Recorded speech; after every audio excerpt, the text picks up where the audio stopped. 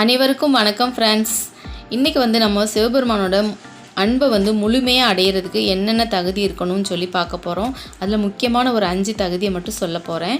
இந்த தகுதிகள் இருந்துச்சுன்னா கண்டிப்பாக நான் சிவபெருமானை நம்ம நேர்லேயே காணலாம். வாங்க என்னென்ன தகுதிகள் பார்ப்போம். அதுக்கு முன்னக்குட்டி சிவபெருமானை ரொம்ப பிடிச்சிருந்துச்சுன்னா கமெண்ட் செக்ஷனில் போய் ஒரு வெள்ளை நிற ஹார்ட் மட்டும் கொடுத்துருங்க, சரியா? ஒரு ஒயிட் ஹார்ட் மட்டும் போட்டு விட்ருங்க. வாங்க இப்போ போகலாம். ஃபஸ்ட்டு தகுதி அன்பு இருக்கணும். அன்பு தான் முக்கியம். அன்பே சிவம், தெரியும் தானே? அன்பு இருந்தால் தான் எல்லாமே வரும்.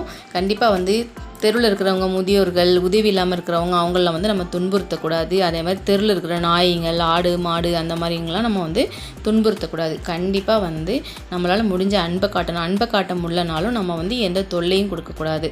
ரெண்டாவது ஆணவத்தை தவிர்க்கணும். சிலவர்கள்லாம் பார்த்தீங்கன்னா நான் தான் சிவபெருமானுக்கு அடுத்தவன் அப்படின்னு சொல்லிட்டு நிறைய பேர் இந்த கோயில்களில் அப்புறமா நிறைய ஆசிரமங்கள் அந்த மாதிரிலாம் வச்சுக்கிட்டு நிறைய பொய்கள் அந்த மாதிரிலாம் சொல்லிட்டு இருப்பாங்க. ஆணவமாக நான் தான் பெரிய ஆள் அந்த மாதிரிலாம் சொல்லி நிறைய கணக்கு சொல்லுதல் அந்த மாதிரிலாம் செய்வாங்க.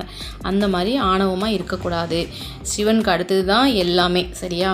அப்புறமா ஒழுக்கத்தை கடைப்பிடிக்கணும். சிவபக்தனாக இருந்தால் கண்டிப்பாக நம்ம ஒழுக்கமாக இருக்கணும். போய் பேசக்கூடாது, மரியாதை இல்லாமல் நடக்கக்கூடாது, தீய பழக்க வழக்கங்கள்லாம் இருக்கக்கூடாது. இப்படி இருந்தாலே கண்டிப்பாக நம்ம சிவன் நம்மளை பார்த்துட்டே தான் இருப்பார். அப்புறமா விடாமுயற்சி, பொறுமை அந்த மாதிரி கண்டிப்பாக கடைப்பிடிக்கணும். இப்போ முனிவர்கள், ஞானிகள்லாம் பாருங்களேன், அவங்கெல்லாம் பல வருஷமாக பல ஆண்டுகளாக என்ன பண்ணியிருக்காங்க, தியானம் பண்ணி தான் சிவபெருமானை அடைஞ்சிருக்காங்க. அதனால நம்ம தியானம் பண்ணுறது அந்த மாதிரிலாம் பண்ணுறது ரொம்ப நல்லது. அப்படியே பண்ண முடியலனாலும் பொறுமையாக விடாமுயற்சியோடு நம்ம இருக்கணும். கண்டிப்பாக சிவன் நம்மளை என்றைக்குனாலும் நம்மளை பார்க்க தான் போகிறாரு. அதனால் ரொம்பவே பொறுமையாக இருக்கணும். கடைசி 5வது பாயிண்ட் என்னென்னா, முழுசுமாக நம்ம நம்மளை சிவபெருமான்கிட்ட ஒப்படைச்சிடணும்.